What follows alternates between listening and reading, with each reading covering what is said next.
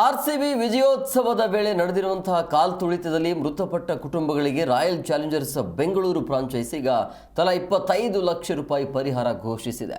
ಈ ಬಗ್ಗೆ ತನ್ನ ಅಧಿಕೃತವಾಗಿ ಟ್ವೀಟ್ ಮೂಲಕ ಮಾಹಿತಿಯನ್ನು ಕೊಟ್ಟಿರುವಂಥದ್ದು.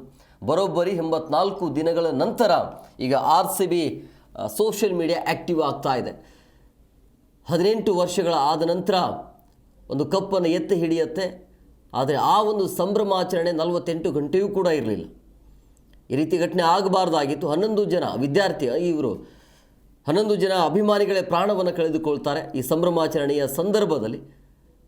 ಸೊ ಆವಾಗಿಂದ ಆರ್ಸಿಬಿಗೂ ಕೂಡ ನೋವಿತ್ತು, ಅಭಿಮಾನಿಗಳಲ್ಲೂ ಕೂಡ ನೋವಿತ್ತು. ಈಗ ತಲಾ 25 ಲಕ್ಷ ರೂಪಾಯಿ ಘೋಷಣೆ ಆಗಿದೆ.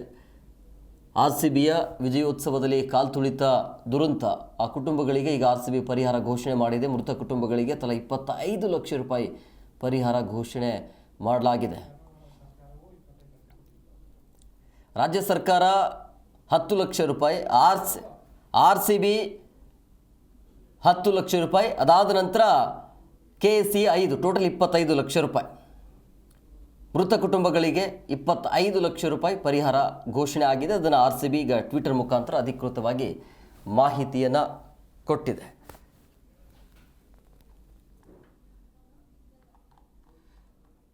ನೋಡಿ, ಆರ್ಸಿಬಿ ಯಾವ ರೀತಿಯಾಗಿ ಆ ಸಂದರ್ಭದಲ್ಲಿ, ಅಂದರೆ ಆ ಕಪ್ಪನ್ನು ಎತ್ತಿ ಹಿಡಿಯುವಂಥ ಸಂದರ್ಭದಲ್ಲಿ ಆ ಸೆಲೆಬ್ರೇಷನ್ ಹೇಗಿತ್ತಲ್ಲ, 48 ಗಂಟೆಯಲ್ಲೇ ಆ ಸೆಲೆಬ್ರೇಷನೇ ಇರಲಿಲ್ಲ. ಇದ್ದಕ್ಕಿದ್ದಾಗೆ ಅಂದರೆ ಬೇರೆ ಬೇರೆ ಕಾರಣಗಳು ಇದ್ದಾವೆ. ಯಾವುದೇ ರೀತಿಯಾಗಿ ಮುಂಜಾಗ್ರತೆ ಇಲ್ಲದೆ ಇದ್ದಕ್ಕಿದ್ದಾಗೆ ಅಲ್ಲಿಂದ ನೇರವಾಗಿ ಬೆಂಗಳೂರಿಗೆ ಕರೆ ತಂದಿರುವಂಥದ್ದು. ಗುಜರಾತಿಂದ ನೇರವಾಗಿ ಆರ್ಸಿಬಿ ಆಟಗಾರನ ಕರೆಸಿದ್ದು ಮುಂಜಾಗ್ರತಾ ಕ್ರಮ ಇಲ್ಲದೆ, ಭದ್ರತೆ ಇಲ್ಲದೆ, ಸರಿಯಾದ ರೀತಿಯಲ್ಲಿ ಮ್ಯಾನೇಜ್ಮೆಂಟ್ ನೋಡಿಕೊಳ್ಳಿಲ್ಲ. ರಾಜ್ಯ ಸರ್ಕಾರದ್ದು ಕೂಡ ತಪ್ಪಿತ್ತು. ವಿಧಾನಸೌಧದಲ್ಲಿ ನಡೆಸಿರುವಂಥ ಕಾರ್ಯಕ್ರಮ ಕೂಡ ಅಲ್ಲಿ ಸಾಕಷ್ಟು ಜನ ಸೇರಿಸಿದರು.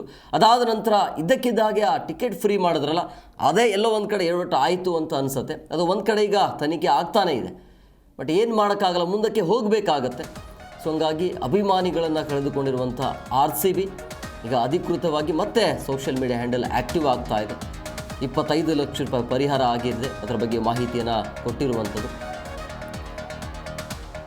ಸೊ ಮತ್ತೆ ಈ ರೀತಿಯ ಘಟನೆ ಆಗಬಾರ್ದು. ಅಂದರೆ ಏನೇ ಇರಲಿ, ಅಭಿಮಾನಿಗಳು ತಮ್ಮ ಅಭಿಮಾನವನ್ನು ವ್ಯಕ್ತಪಡಿಸಬೇಕು. ಬಟ್ ಈ ರೀತಿಯಾಗಿ ಅತಿರೇಕದ ವರ್ತನೆ ಆಯಿತು. ಅದು ಯಾಕಂದರೆ ಆ ರೀತಿ ಇತ್ತು. 17-18 ವರ್ಷಗಳ ಕಾಲ ಆ ಒಂದು ನೋವನ್ನು, ಸಂಭ್ರಮಾಚರಣೆಯನ್ನು ತಮ್ಮಲ್ಲೇ ಇಟ್ಕೊಂಡಿದ್ರು. ಬಟ್ ಈ ರೀತಿ ಇದ್ದಕ್ಕಿದ್ದಾಗೆ ಹೊರಗೆ ಹಾಕಿದಾಗ ಏನಾಗುತ್ತೆ ಅನ್ನೋದು ಈ ಕಾಲ್ತುಳಿತದ ಪ್ರಕರಣದಿಂದಲೇ ಗೊತ್ತಾಗುತ್ತೆ.